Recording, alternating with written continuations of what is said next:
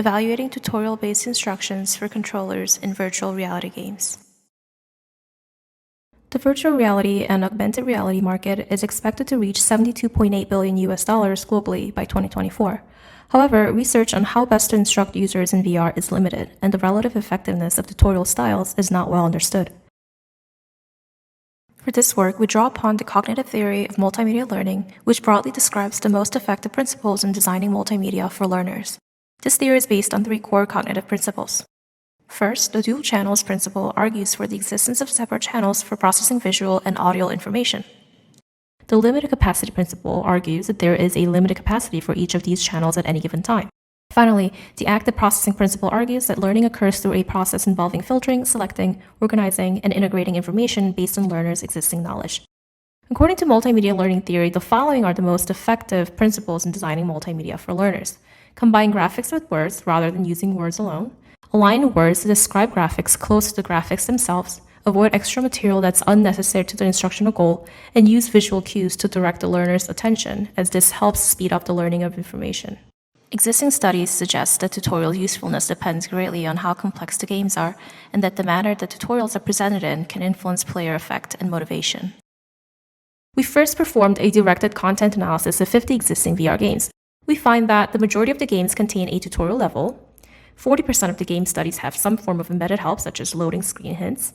We found that a majority of games had some form of text help, just over half had some form of diagrams or images, and a small number leveraged the player's controllers that appeared in VR and used labels in those controllers. Exactly half of the games studied used verbal instruction. Our experimental testbed consisted of 4 different VR games. First, we have Meme Dragons, a wave shooter game.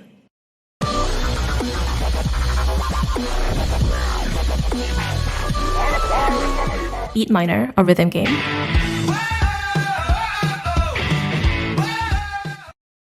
Hammer 2, a third-person shooter game.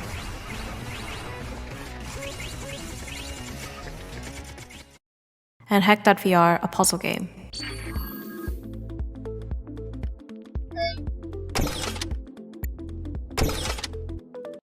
Three different types of tutorials at the start of each game were implemented. Text, which is text instructions only, Text+Diagram, text instructions with diagrams depicting the actions required, and Text and Spatial, text instructions with the controller tooltip and the appropriate button highlighted.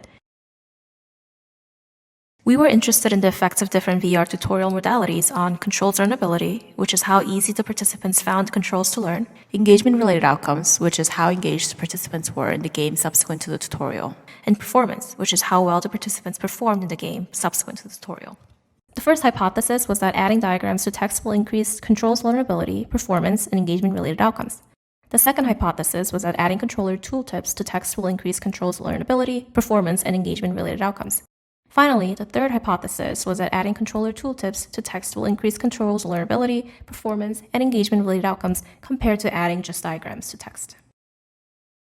In order to assess the control's learnability, we used the control subscale from the player experience of need satisfaction scale, the PEN scale, which has 3 questions assessing control's learnability. Additionally, we measured cognitive load with 8 items. Performance was measured using the performance metric that best captured the performance of the player in the game. For engagement-related outcomes, we used the competence, relatedness, autonomy, and immersion subscale of the PEN scale, as well as the intrinsic motivation inventory. A total of 433 participants were recruited through Amazon Mechanical Turk. 4 experiments were conducted identically and sequentially, differing only in the game being used. A between subjects design was used, and tutorial type was the between subjects factor. Our first hypothesis on adding diagrams to text was supported only in the puzzle game for controls learnability. Our second hypothesis about adding controller tooltips to text was supported in the third-person shooter game for controls learnability, performance, and engagement-related outcomes. Further, it was supported in the puzzle game for controls learnability and performance. Finally, our third hypothesis about the controller tooltips and the diagrams was supported only in the third-person shooter game for controls learnability.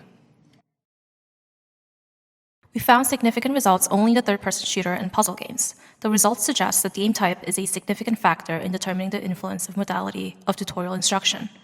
Prior work on multimedia learning theory supports our results. The principle of combining graphics with words supports the use of either pictorial diagrams or controller tooltips using the player's controller as in the world graphic. Both the principle of avoiding extra material and using visual cues are also relevant.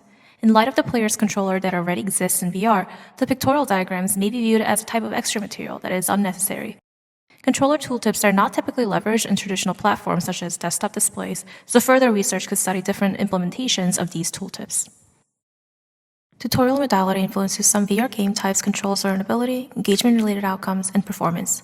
When we compare 3 tutorial modalities, Text and Spatial led to the highest controls learnability, player experience, intrinsic motivation, and performance on average in the third-person shooter and puzzle games. Text and Diagram was slightly worse, and Text was the least beneficial.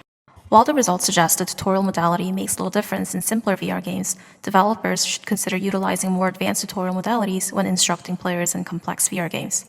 Many VR games feature tutorials, and these results can directly inform the design of VR games. Additionally, although we focus our studies on VR games, these results may also be applicable to VR training environments more generally.